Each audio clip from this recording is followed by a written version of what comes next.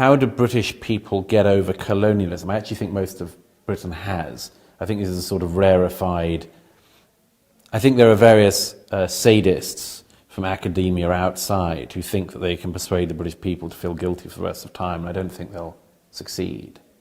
I think you can do that much more successfully with the German population, although I suspect that one of the things we're already seeing, and we're going to see a lot more in the years ahead, is young Germans saying, "Excuse me, but I didn't do it." Hello everyone, I greet you in the name of God Almighty. My name is Apostle Nathan Silas, and today we have a very interesting video to react to. And this one says that the lie of white guilt, Douglas Murray destroy woke progressive on colonialism. I believe that this is going to be a very interesting video. So without any further ado, let's get down to this video and check this out. Douglas Murray is at it again. This time, he exposes woke progressives and challenges the mainstream narrative around colonialism. Douglas Murray has been warning about the perpetuation of guilt in the West for years, particularly colonial and white guilt. Douglas Murray did not hold back. I know quite a lot of people who are in sort of various progressive networks, developmental networks, looking at, very open to this idea that what we are seeing is in some sense a kind of spiritual or theological crisis. That we've lost our moorings, we don't know where we are, and they're very open to the idea, for example, of seeing climate change as a manifestation of this kind of loss of a sense of the sacred. Yes. Much less so open to the idea that Europe in some sense is committing suicide through this loss of the sacred. So there is a spreading round, as I see it, of guilt, which means that the specifics and the details become relatively unimportant. So that Europeans from Thessalonica to Dublin are expected to share similar historical burdens. I don't think, by the way, I don't think they should. I don't think it's right. And I certainly don't think it's right doing it, only us doing it, because I think that no peoples in history have ever been blameless. I'm interested in why we fall for the idea here so much, why we are so able to be encouraged into this idea of guilt. I think there's all sorts of religious and post-religious reasons for that. I'm interested in I'm interested in how, if ever, we can get out of that guilt. I cite Nietzsche on this because Nietzsche foresaw some of this when he saw that we might retain the Christian idea of guilt and not have the Christian capability for absolution, which is, I think, the situation we're currently in. Like how do British people get over colonialism? I actually think most of Britain has. I think this is a sort of rarefied... I think there are various sadists from academia outside who think that they can persuade the British people to feel guilty for the rest of time, and I don't think they'll succeed. I think you can do that much more successfully with the German population, although I suspect that one of the things we're already seeing, and we're going to see a lot more in the years ahead, is young Germans saying, "Excuse me, but I didn't do it."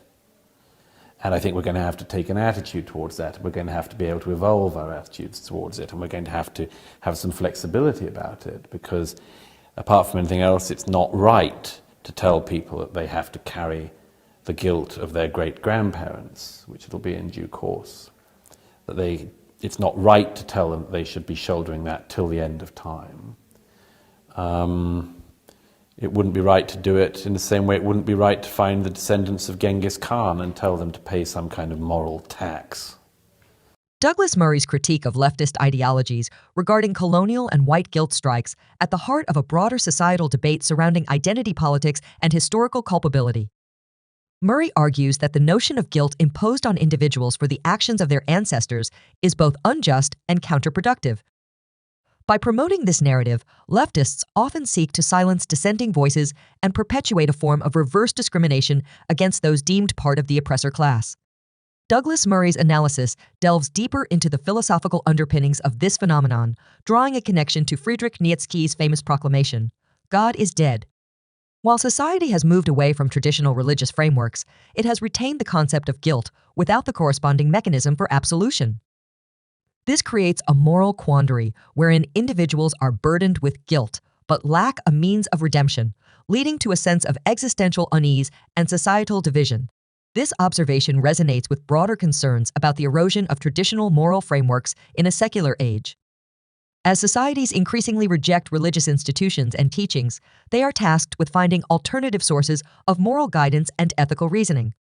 However, the secular substitutes for concepts like sin and redemption often fall short, leaving individuals grappling with unresolved guilt and societal discord. Supporting Douglas Murray's viewpoint are voices from across the political spectrum who caution against the pitfalls of identity politics and collective guilt. Critics argue that focusing on historical injustices to the exclusion of individual agency and responsibility undermines efforts towards genuine reconciliation and social progress. Furthermore, the imposition of guilt based on immutable characteristics such as race or ethnicity risks perpetuating stereotypes and exacerbating divisions within society. This is a call to social harmony. That's a very interesting video. Just like how Douglas pointed out, when it comes to colonialism, it's a very sensitive topic that people don't want to say much when it comes to it, or people tend to be very careful of the choices of the words they use when it comes to colonialism, because when you look at it in a sense, for we in Africa, of course, we are just victims of colonialism. And then that's why you see most of the time when you look at people in the West or in the Europe, they tend to be very careful whenever they are to speak, on issues that colonialism end up, exposing Africa to, because we did not benefit, from colonialism. And if you look at it, the entire Africa, maybe except, should I say, Ethiopia and probably Egypt, but then the rest of them, we are all colonized. And as a matter of fact, both the West, or should I say the Europeans, they just come in a conference and then they decide to share the whole Africa. And then some of the respective countries decide to colonize some of these countries. And that's why you see, most of the Anglophones, for instance, some of them here being colonized by the Britain. And then when we go to Congo, for instance, Belgium, and then we go to Niger and the rest of it, right, by France. Now, I have a reason why I decided to point out some of these respective, country, and that's why I want to say that colonialism, did not really help us, in Africa. For instance, of course, we are fully aware that the Britain also colonized India. But in the process of, colonizing India, did India accept the British way of life? The answer is no. Did they make them leave their culture? The answer is no. Now, why is it that as the colonialism continues in Africa precisely? Why is it that the way of life of Britain was a little bit being forced to us? Now, it was forced to us, but not that because of we wanted it, but it's because of our people. The monarchy as of that time, accepted it, and that is why all these things, happen to us, and that's why we suffer from it. Now, the whole thing is, I used to make use of Niger, for instance. We could talk about Niger being blessed with uranium, and then therefore over 50% of its uranium, is being exported to France, that is being used to power their nuclear plant. Now, if you look at it, of course, France, is a developed, country. What now happened to Niger that end up supplying most of its resources, to France? At the end of the day, when you go to Niger, you see that these people, they are struggling. They don't have some of the social amenities. If we have to talk about, good education, quality, water, or good road, or they are just very underdeveloped. Why? These are some of the result of the colonialism. Some of these things also happen in Congo, and that's why with all the resources that Congo have, yet they are still suffering. Why? Because of colonialism.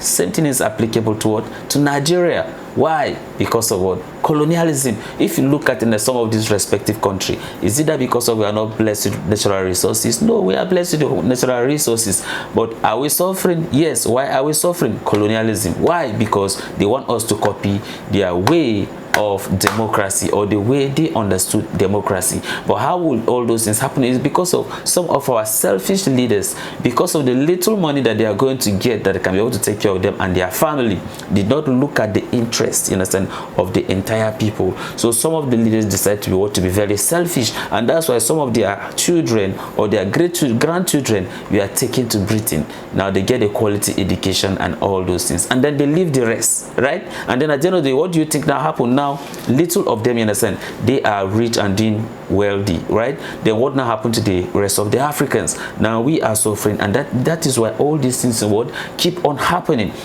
And that is why if you look at most of the political class that end up, you understand, ruling us, you got to realize that they have some kind of either directly or indirectly connection, you understand, with some of those things that happen, or some of the things that our great grandfathers, you understand, do in the time of when the colonialism was taking place.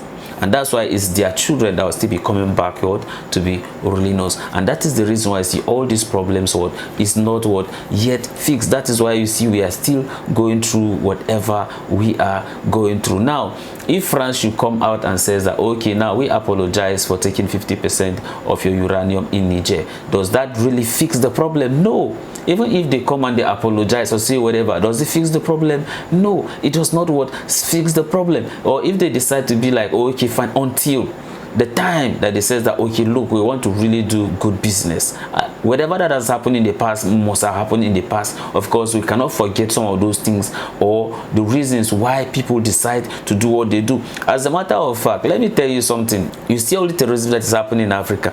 If you have to be like, you understand, Africa, we are allowed to develop its own resources, and then the European and the Western people, you understand, allow these people to do legitimate business, you understand, within that both parties will going to benefit. Africa could have been well developed, but because of some of these countries are very poor, now some of these terrorist organizations can come, and it is very easier for them to go and then convince these people and give them stepping of money, and then you see some of these people end up, you understand, causing havoc. Why? Imagine that some of these institutions we have fixed then, these people have quality education. Do you think some of those things could have happened? No, they could have not happened. But it's what? Because of the selfishness of our leaders, because of some of the things that they do.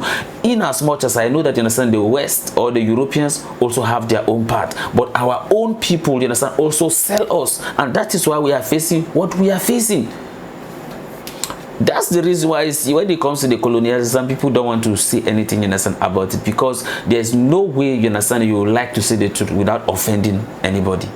You definitely, you understand, offend someone if you are to address issue of colonialism. But then may God help us and then continue to take care of us, and we pray that may God help us to be able to change the narrative so that our children should not come and still face the same thing or some of the things that we all face. So I know that a lot of you have thought an opinion concerning this, and I wanted to drop it at the comment section, and may God bless you as you do so. So this is the end of my video. If you like my reaction, you should like, share, and subscribe. If you have any video you want me to react to, don't forget to drop it at the comment section, and I'm going to check it out. So you remain blessed, and I see you in my next video.